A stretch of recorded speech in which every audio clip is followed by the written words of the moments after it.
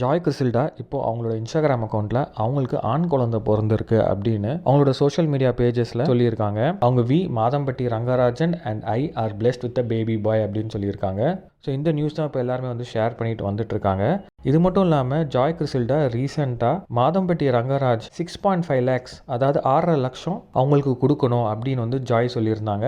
அது தாண்டி அவங்க என்ன சொல்லியிருக்காங்கன்னா, அவங்க வந்து இப்போ ஒர்க்குக்கு போக முடியாது, அவங்களோட ஃபேஷன் டிசைன் ஒர்க்குக்கு இப்போ போக முடியாது. ஸோ குழந்தையோட expense, medical expense, house rent, இது மட்டும் இல்லாமல் எசென்ஷியல் நீட்ஸ் இதுக்கெல்லாம் வந்து மாதம்பட்டி ரங்கராஜ் தான் பே பண்ணணும் அப்படின்னு ஜாய் சொல்லியிருக்காங்க.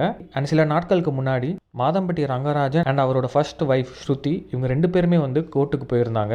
அங்கே ஜட்ஜ் வந்து பார்த்தீங்கன்னா ஜாய் கிறிசில்டாவும் விசாரிச்சாங்க, அதே மாதிரி மாதம்பட்டி சைட்லேருந்து விசாரிச்சாங்க. ஸோ அந்த கேஸ் பார்த்தீங்கன்னா இப்போ கோர்ட்டில் போயிட்டு இருக்கு. இது மட்டும் இல்லாமல் மாதம்பட்டி ரங்கராஜ் என்ன சொல்லியிருந்தாருன்னா, ஜாய் கிறிசில்டா மேலே டிஃபேமேஷன் கேஸ் வந்து போட்டிருக்காரு. இந்த மாதிரி வந்து அவங்க வந்து என்னை இன்சல்ட் பண்ணுறாங்க, தப்புத்தமாக நியூஸை வந்து ஸ்ப்ரெட் பண்ணுறாங்க அப்படின்னு சொல்லிட்டு ஜாய் கிறிசில்டா அண்ட் மாதம்பட்டி ரங்கராஜ் பார்த்தீங்கன்னா வந்து கிட்டத்தட்ட 2 years வந்து லிவின்ல இருந்ததாகவும் சொல்லிட்டு இருக்காங்க.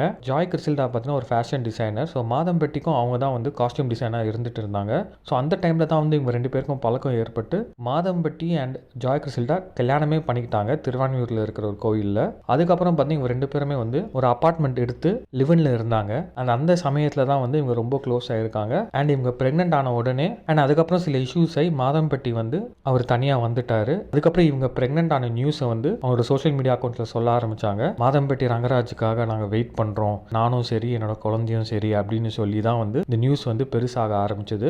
அதுக்கப்புறம் பார்த்தீங்கன்னா மாதம்பட்டி ஃபுல்லாகவே வந்து ஜாய் கிறிசில்டா அவாய்ட் பண்ணதாகவும் அண்ட் மாதம்பட்டி பார்த்தீங்கன்னா அவரோட ஃபர்ஸ்ட் ஒய்ஃப் கூட தான் இருக்காரு அப்படின்னு ஜாய் வந்து சொல்லியிருந்தாங்க. இது மட்டும் இல்லாமல் ஜாய் கிறிசில்டா நிறைய விஷயங்கள் வந்து மாதம்பட்டியை தாக்கி வந்து பேசியிருந்தாங்க. ஸோ இதுக்கெல்லாம் வந்து பார்த்தீங்கன்னா மாதம்பட்டி ரங்கராஜ் எந்த ஒரு பதிலும் சொல்லாமல் டேரெக்டாக கோர்ட்டில் வந்து டீல் பண்ணிட்டு இருக்காங்க. அவரோட சைடில் என்னெல்லாம் சொல்லணுமோ டேரெக்டாக வந்து கோர்ட்டில் வந்து சொல்லிட்டு இருக்காரு. லீகலாக இந்த கேஸ் வந்து எவ்வளோ தூரம் போகும் அப்படின்னு நம்ம வெயிட் பண்ணி தான் பார்க்கணும். ஸோ நீங்கள் இதை எப்படி நினைக்கிறீங்க அப்படின்னு கான்வர்ஸ் கமெண்ட் பண்ணிட்டு இந்த வீடியோ பிடிச்சி லைக் பண்ணுங்கள், ஷேர் பண்ண மறக்காம வீடியோக்கு சப்ஸ்கிரைப் பண்ணிட்டு அப்படி இந்த பெல் ஐக்கனையும் கிளிக் பண்ணுங்கள்.